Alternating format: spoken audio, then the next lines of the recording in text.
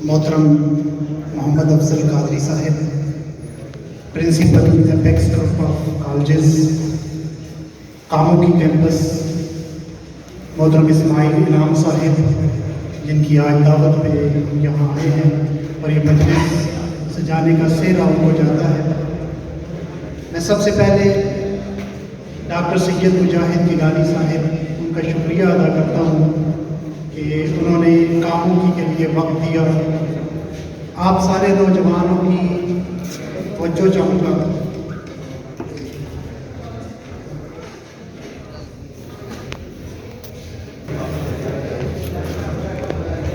अजीज नौजवानों,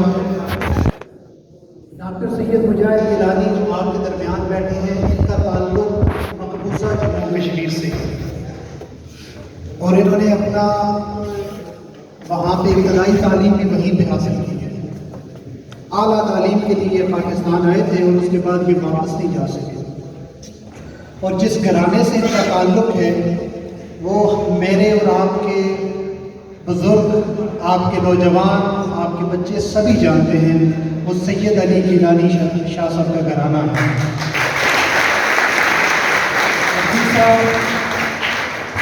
दूसरा जो उनका ताल्लुक़ है, आपने कश्मीर की एक खातून को सुना होगा, टीवी में देखा होगा, उनका नाम सैयदा आसिया अंदरानी साहिबा।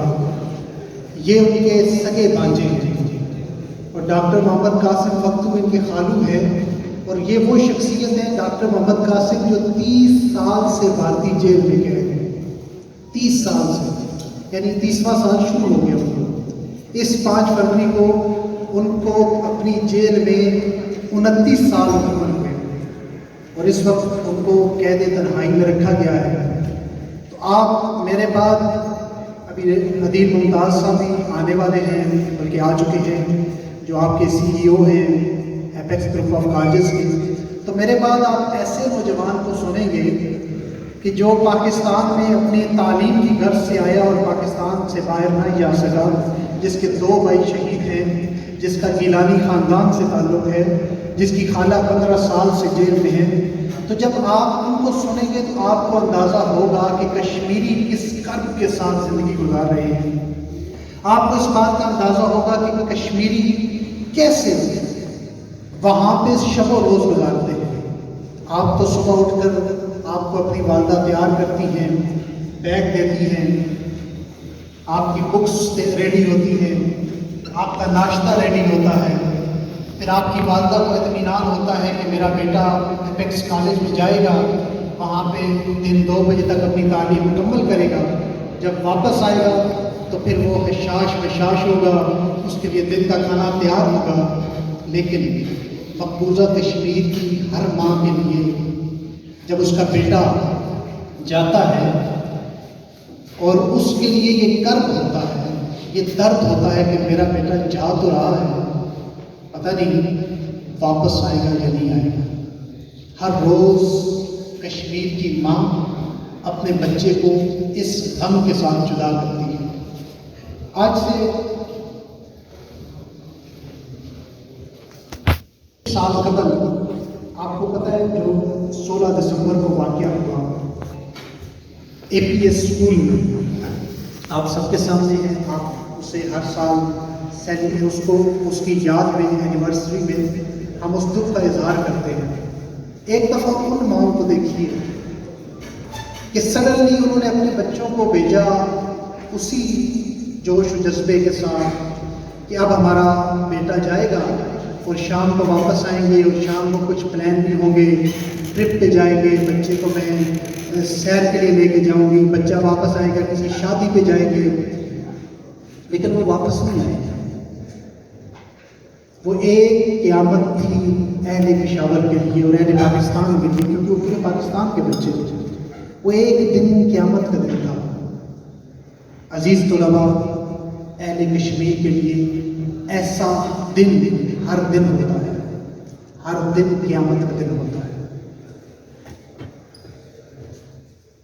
आप मुझे ये बताइए कि आप नौजवान, यहाँ कुछ स्पीकर्स ने कहा भी है और आप भी ये सोचते होंगे कि आप कश्मीर की आवाज़ क्यों बुलंद कर रहे हैं।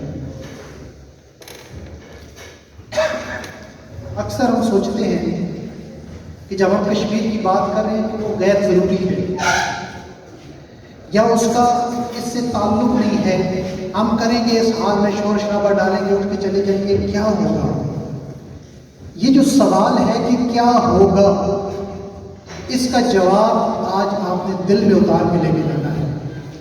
مجھے بتائیے، آپ کے گھر کے اندر اللہ نہ کرے، میرے گھر کے اندر میں اپنی مثال دیتا ہوں، اللہ نہ کرے اچانک سے رات کو پولیس کی ریڈ ہو جائے، کسی ہٹ ڈر پولیس آفیسر کے ذاتی میری دشمنی کا شاخسانہ ہو تو وہ آ کر میرے والدین کو زد و کوب کرے، ان کو باندھ کے رکھ دے اور ساری رات وہ ہمیں اذیت پہنچائے، وہ ہمیں مارے، پھر صبح چلا جائے۔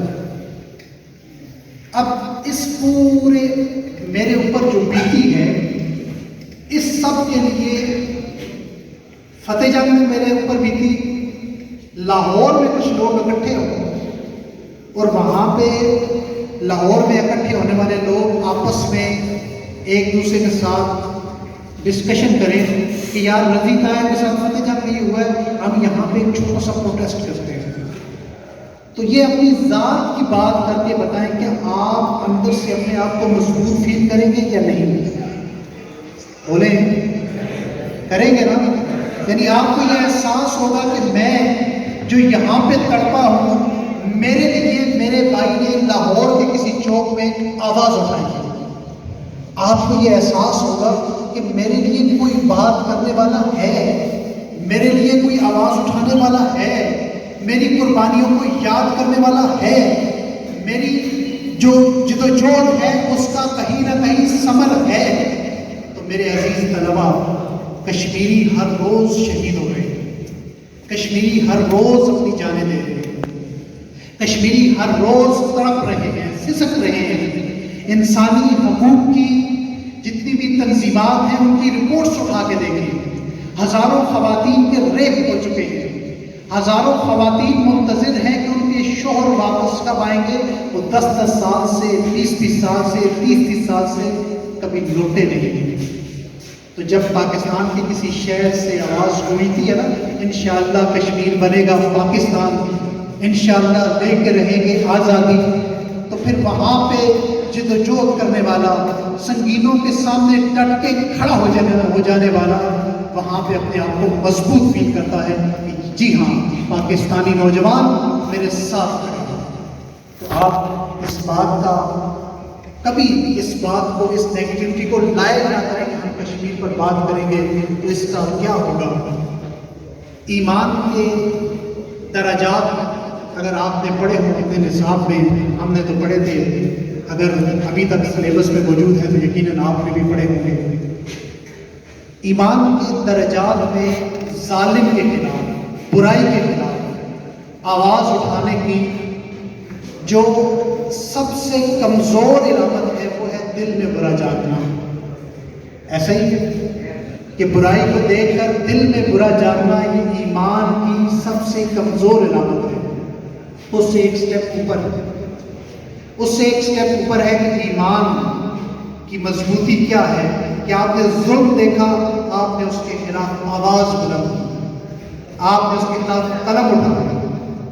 یہ دوسرا درجہ ہے، اور سب سے مضبوط درجہ ایمان کا وہ ہے کہ آپ نے ظلم دیکھا، آپ نے برائی ہوتے دیکھی اور آپ نے ہاتھ سے پکڑ کے اس برائی کو روک دیا۔ میں اور آپ کیا کر سکتے ہیں؟ میں اور آپ کشمیر کے لیے کیا کر سکتے ہیں؟ ہم ایمان کے اس درجے پر ہیں کہ ہم آواز اٹھا سکتے ہیں، ہم لکھ سکتے ہیں، ہم شور شرابہ کر سکتے ہیں، ہم دنیا کی ضمیر کو جھنجھوڑ سکتے ہیں، ہم اپنے حکمرانوں کی ضمیر کو جھنجھوڑ سکتے ہیں، ہم گلی کوچے میں یہ صدا بلند کر سکتے ہیں کہ کشمیر کو اب آزاد نہ کیا تو اس وقت بھارت میں کے خلاف کشمیر کی تیسری نسل اسی طرح ثابت قدمی کے ساتھ کھڑی ہے جس طرح سید علی گیلانی اپنی جوانی میں کھڑے ہوئے تھے، جس طرح قائد اعظم محمد علی جناح کے ہوتے ہوئے کشمیری کھڑے ہوئے تھے۔ اس وقت اسی جذبے کے ساتھ کشمیر کی تیسری نسل اس وقت مودی کے خلاف بھارت کے خلاف، ہندوتوا کے خلاف کھڑی ہے، تو میرا اور آپ کا فرض ہے کہ ہم اس کے ساتھ کھڑے ہو جائیں، ڈٹ کے آواز اٹھائیں، اور ہم بھی کہیں لے کے رہیں گے، لے کے رہیں گے یہ نعرہ ہمارا، سید علی گیلانی کا نعرہ۔ اب آزادی کیا ہے؟ زندہ قومیں آزادی کس کو سمجھتی ہیں، اور میں اور آپ آزادی کس کو سمجھتے ہیں؟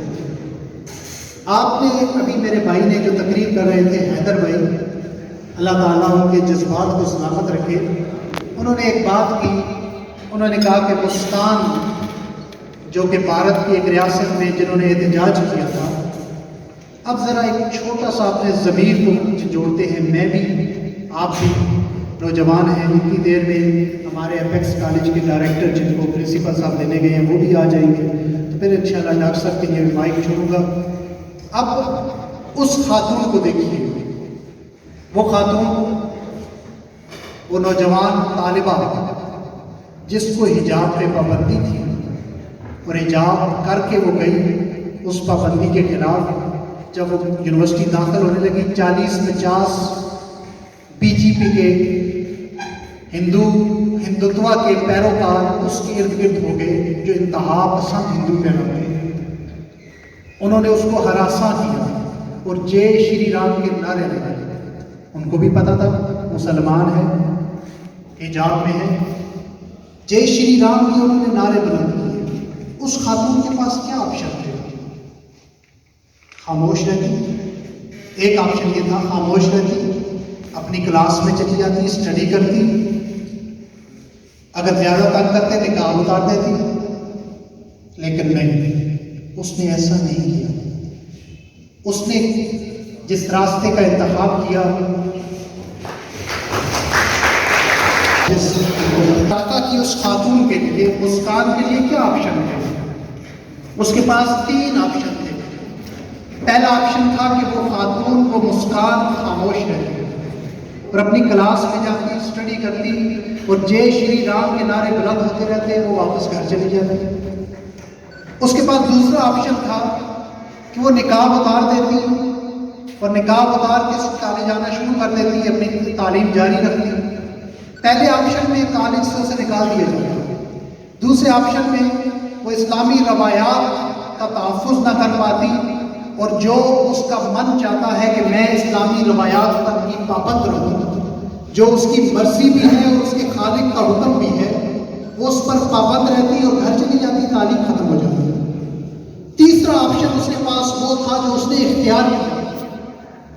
اس نے کہا کہ میں نہ اپنی روایات کو چھوڑوں گی، میں نہ اپنی اس عادت کو چھوڑوں گی جو عادت مجھ پر فرض بھی ہے، جو میرا دین، میرا مذہب بھی سکھاتا ہے، میں اس پر پابند رہوں گی، لیکن گھر نہیں بیٹھوں گی، کیونکہ گھر بیٹھ گئی تو مجھے سیدہ زینب سلام اللہ علیہا کی جو قیامت کے دن ان کی سرخروئی ہے وہ نہیں مل سکے گی۔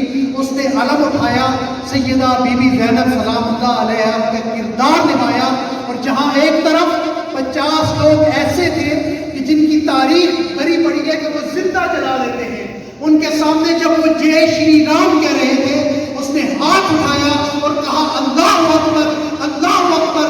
آج کے اخبارات اٹھائیں، عالمی میڈیا کو اٹھائیں، کل کا اور آج کا پوری دنیا کا ماحول دیکھیں، بھارتی سپریم کورٹ نے اس پر ایکشن لے لیا ہے، 100 ووٹوں ایکشن لے لیا ہے، اور اس وقت ایک خاتون نہیں ہے بلکہ پاکستان کے 22 کروڑ، بھارت کے 15% آبادی اور پوری دنیا کے مسلمان اس کے ساتھ کھڑے ہو گئے ہیں۔ اسے کہتے ہیں جہاد، اور اسے کہتے ہیں رسول اللہ کی امت کا۔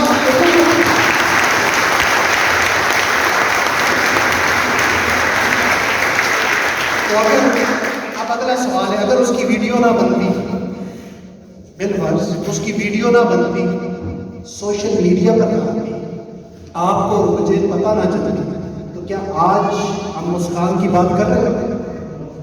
تو یہ میرا آپ کے لیے دوسرا پیغام ہے، ایک آواز اٹھائیں، اور دوسرا سوشل میڈیا۔ اس کی ویڈیو بنی، سوشل میڈیا پر آئی، 2-3 روز سے ٹرینڈنگ ہے، بھارتی سپریم کورٹ نے اس کو نوٹس لے رکھا ہے، بھارت کی جتنی بھی مسلمان خواتین ہیں اس کے لیے احتجاج کر رہی ہیں، صرف ایک پاور کہ وہاں سے بیٹھ کے کسی نے اس کی ویڈیو، اس نے خود تو نہیں بنائی لیکن کسی نے بنا دی اور اس کی ویڈیو وائرل ہوگی، اور یہ آپ کے ہاتھ میں ہے۔ جو اسمارٹ فون ہے، کالج آپ نہیں لاتے ہوں گے لیکن گھر میں سب نے یقیناً رکھا ہوگا، کیونکہ ہماری جو بھی کالج میں نوجوان جاتا ہے اس کے پاس اسمارٹ فون آ جاتا ہے، تو یہ آپ کے پاس دوسری طاقت ہے کہ اس کا مثبت استعمال کریں۔ اس کے ذریعے اپنے ان مسلمان بھائیوں کی رہنمائی کریں، اس مسلمان بھائیوں کی آواز کو اقوام عالم تک اٹھائیں، ہیش ٹیگ کا استعمال کریں، ٹویٹر کا استعمال کریں۔